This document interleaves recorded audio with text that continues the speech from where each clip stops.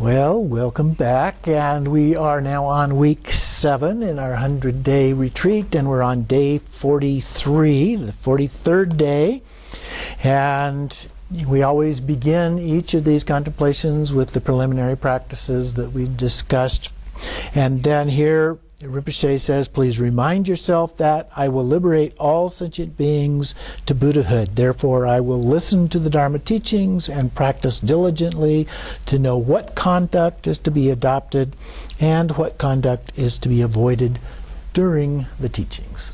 Okay, so paying attention, focusing on what is going on as a part of that. So the 43rd day's meditation here is to contemplate the suffering of encountering what you do not want.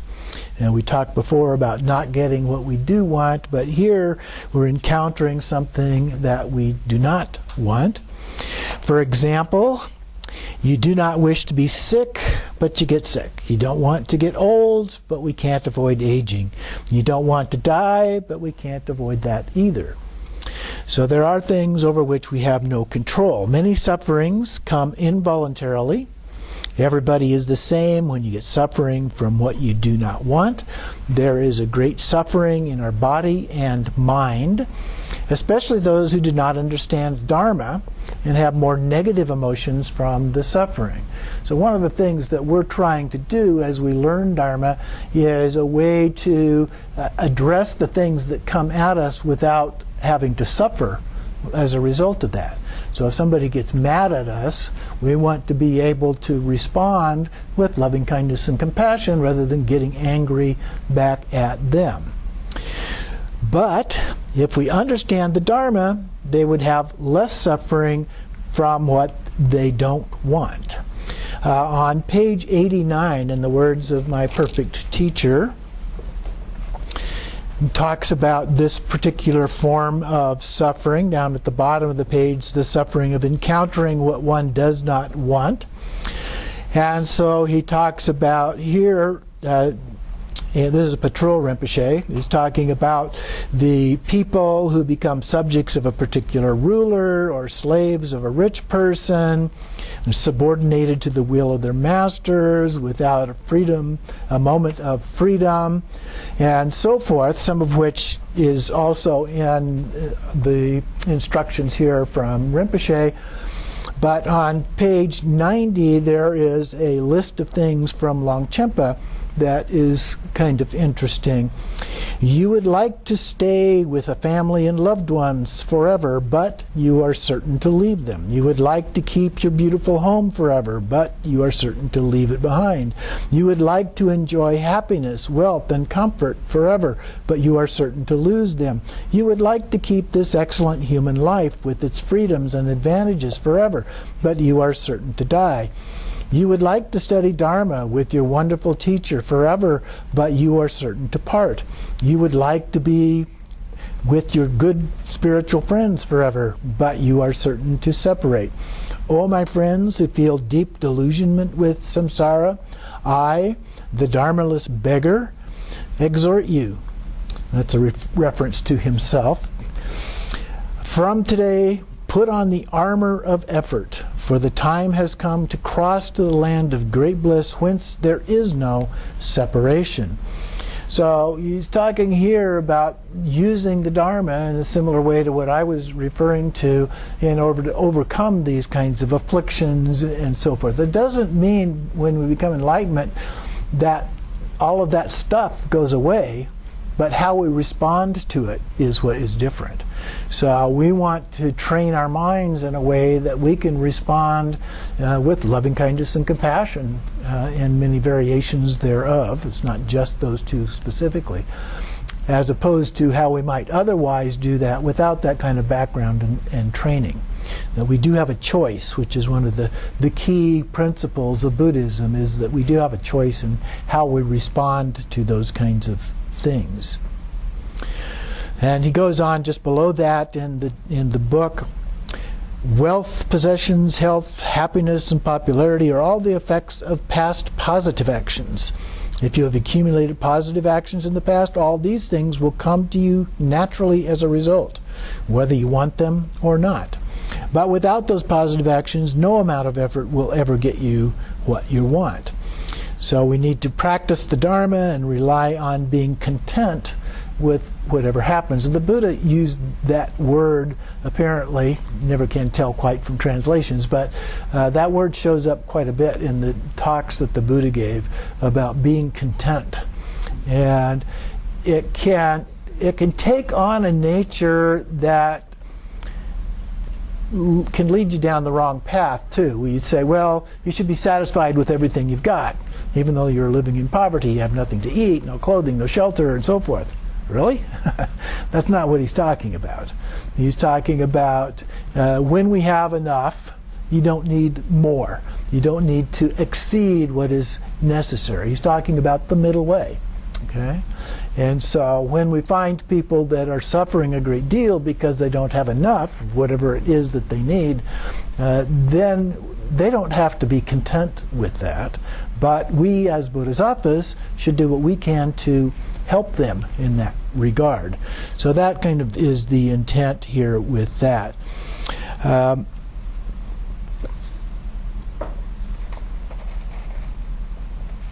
Okay, so then in the teachings here, he goes on and,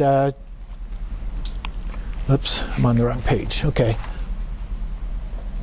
So when you get suffering from what you do not want, there is great suffering in our body and mind. I talked about that. Then the next paragraph, for example, when you suffer, you may understand that suffering came from karma of your previous life, and you should accept those happily because you are exhausting negative karma.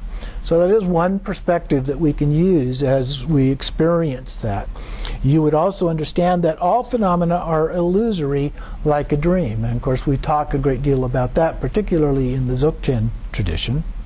You would understand the nature of suffering is emptiness, and suffering is not truly existent.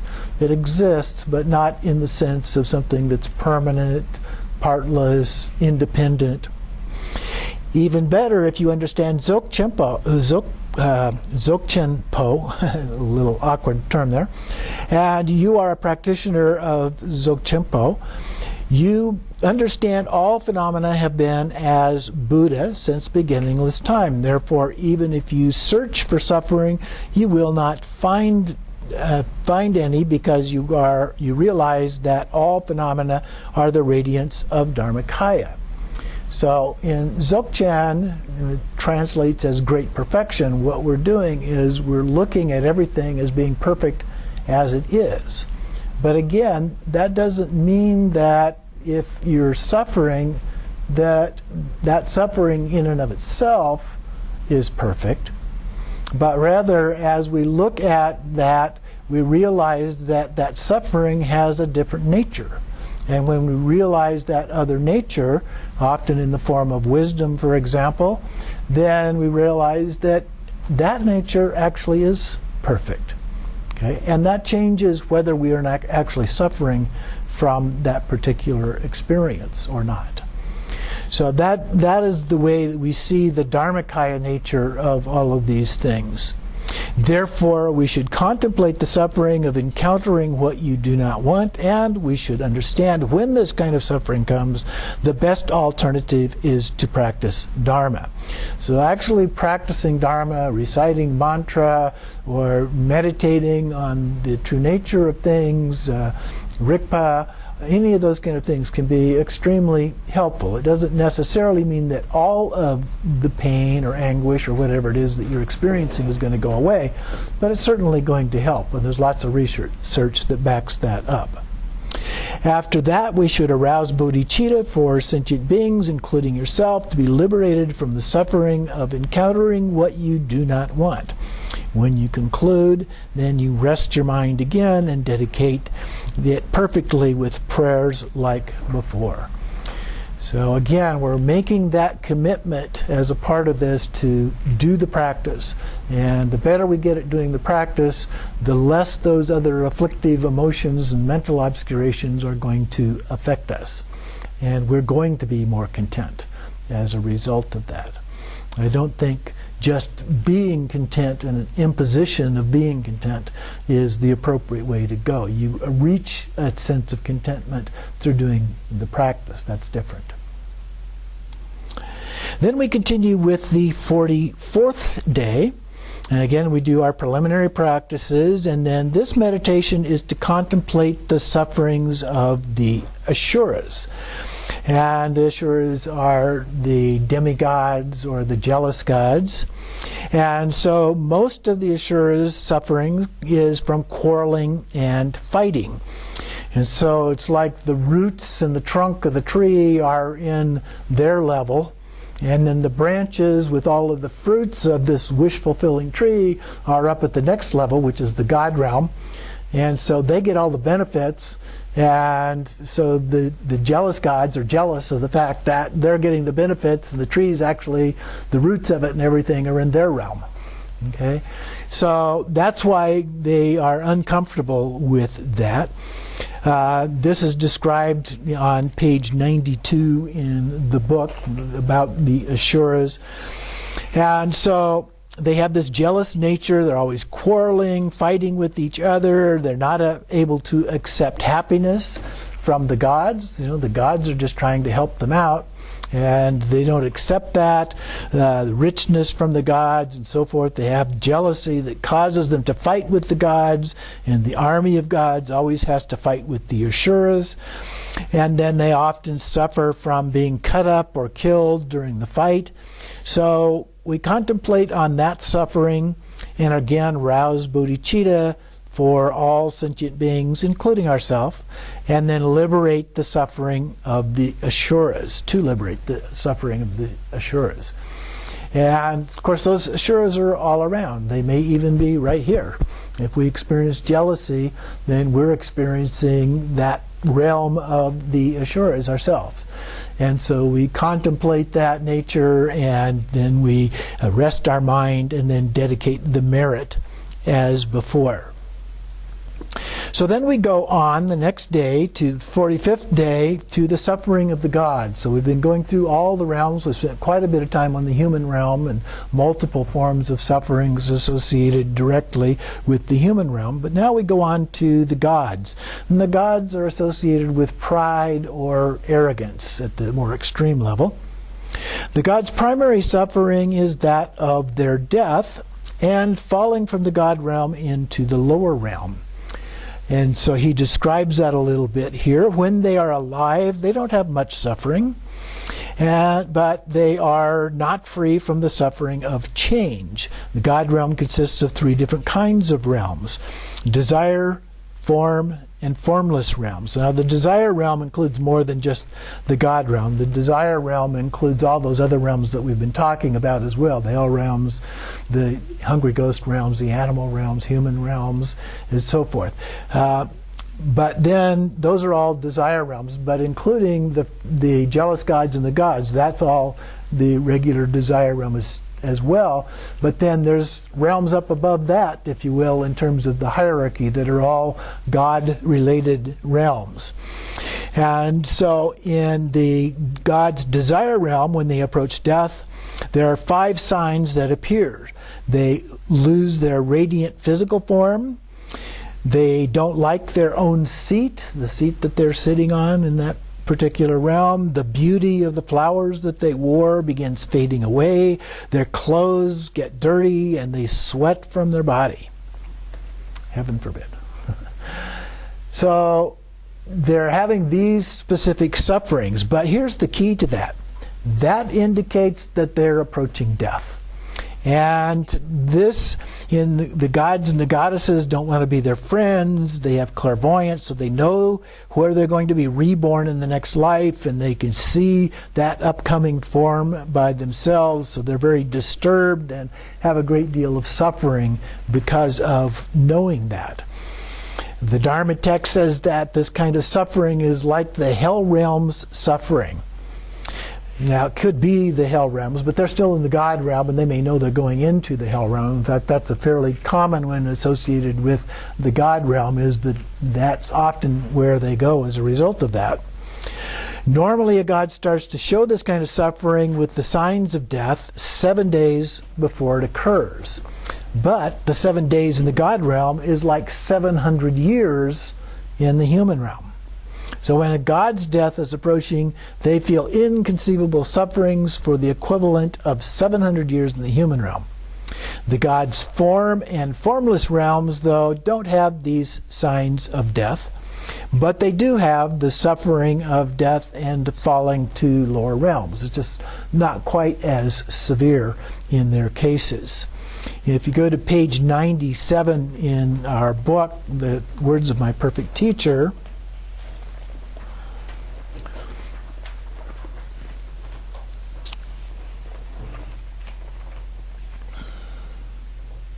oops. Well, it actually starts the last line on that page there. Material objects, let's see, this is from Padma Sangye. Material objects are like clouds and mist. Never think that they might last. Popularity is like an echo. Don't pursue esteem, pursue its very nature. Beautiful clothes are like colors in a rainbow. Dress simply and apply yourself to practice. This body of ours is a sack of blood, pus, and lymph. Do not cherish it. Even delicious meals turn into excrement. Don't give great importance to food. Phenomena arise as enemies. Stay in hermitages or in the mountains. The thorns of illusory perception tear at the mind. Experience them as being of equal nature. That's emptiness. Desires and needs all come from yourself. Keep to the very nature of mind. The most precious jewel is within you. Do not long for food and wealth.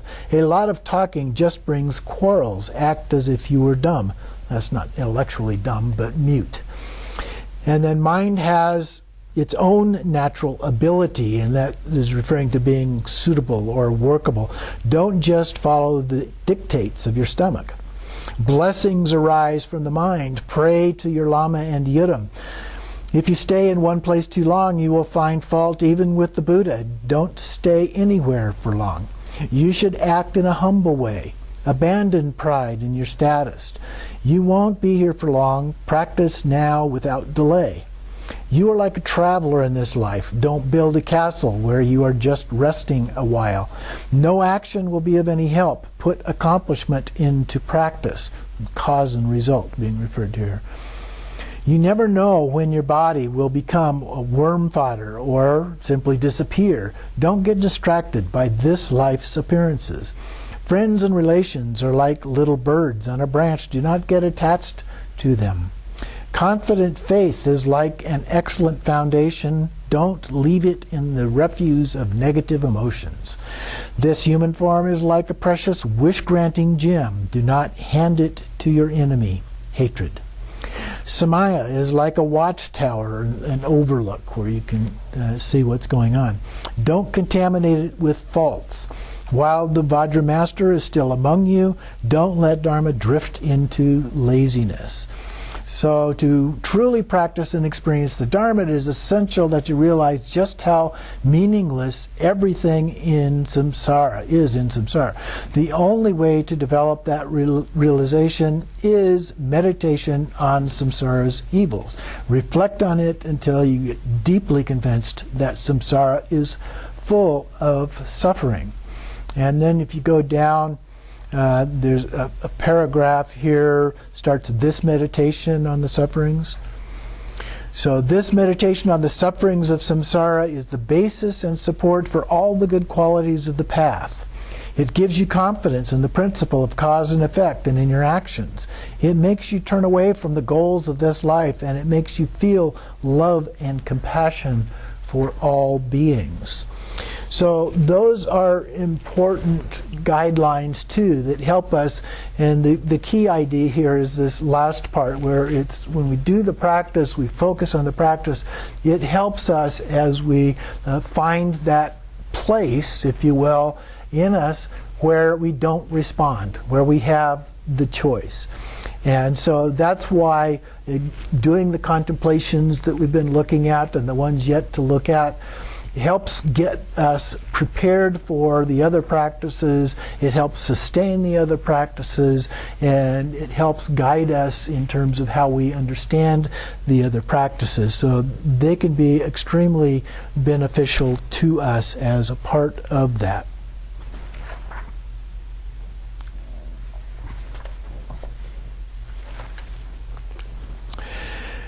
Okay, then, so therefore, it says, contemplates the gods and sufferings of death and falling from the god realm, arouse bodhicitta, including yourself, be liberated from the death and falling of the god realm, and then conclude by resting your mind and dedicating the merit with the prayers.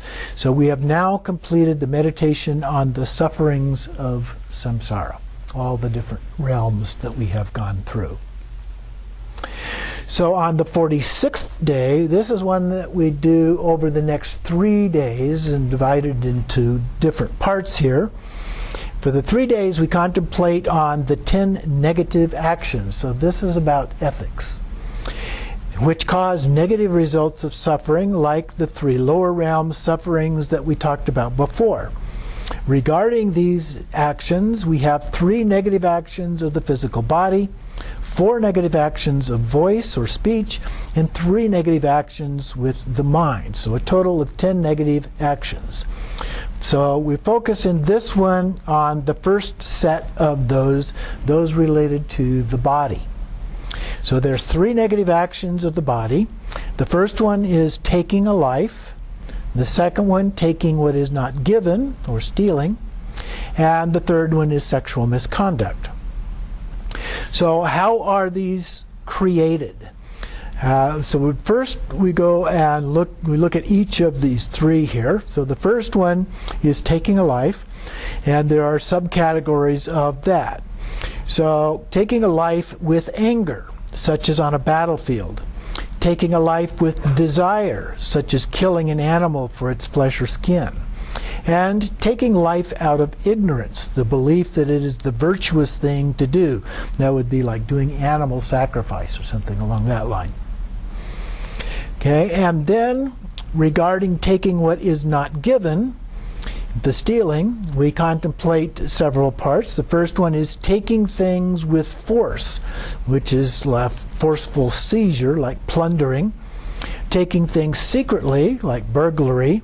And then we have taking things through trickery, lying, using things like false weights and measures and such. And so in the text on page 105, it actually talks quite extensively about some of the things associated with being involved in business because of the trickery concept associated with that, or lying with that. And it gives some stories here, but go on over to page 106, and it talks about commerce involving all sorts of negative actions, people who have merchandise to sell, however shoddy in reality, extol its qualities in whatever ways they can think up. Does that sound like modern advertising? And then down toward the middle of the page, they wish harm on their competitors, wanting them to always get the better of them. So business, in fact, involves all of the 10 negative actions, except perhaps wrong views and sexual misconduct. Although, as we've seen on television, sometimes it actually involves sexual misconduct as well recently. And then in the next paragraph there, nothing could be more effective than trade and commerce for piling up endless harmful actions and thoroughly corrupting you.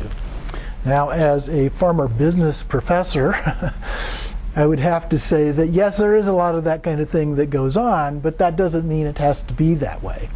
And there are certainly people involved in business who are very honest, who want nothing more than the best for their customers and so forth.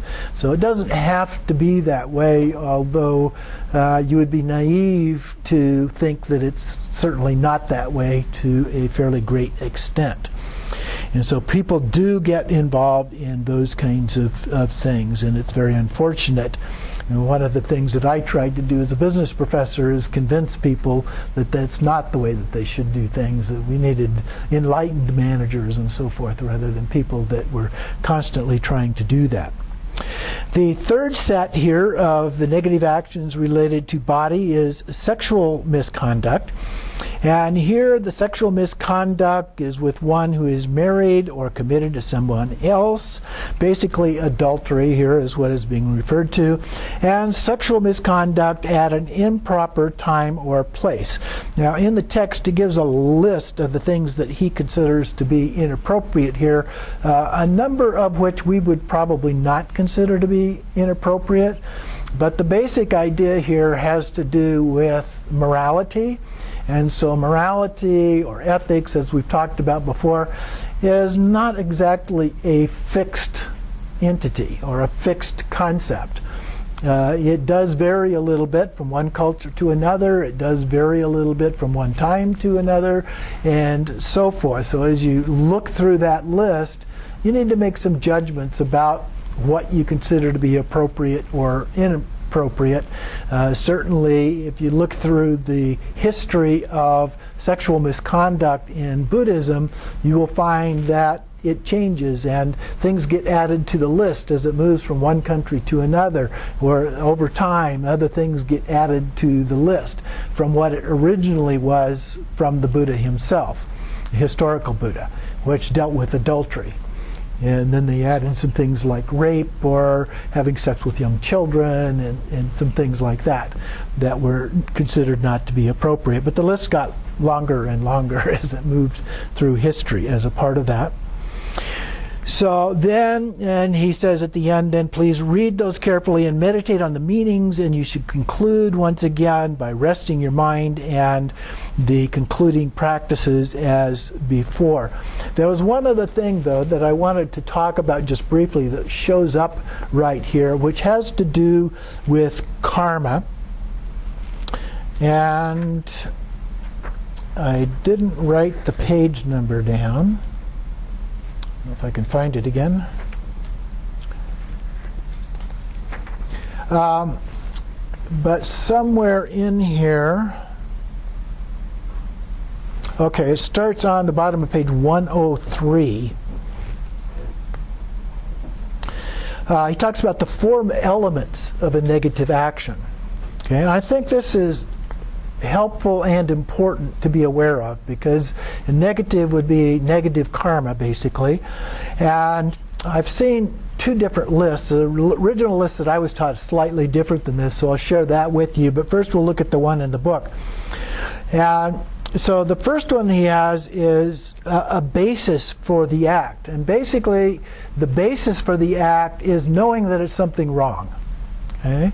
And he uses the example of killing a deer, but if we know it's wrong to kill, then that becomes the basis for the act. The second one is the intention. So you intend to carry out that particular act. Moving on to the next page, the third one is the execution of the act, actually carrying it out. And the fourth one is the completion, that is the result. You got the result, you killed the deer is dead, if you will. And so those are considered to be the 4 things that are important in creating negative karma. So if you have a bad thought about somebody, that in and of itself is not going to create much negative karma. Intention is perhaps the most important thing in terms of creating negative karma, but you have to carry the act out and it has to get the result as well.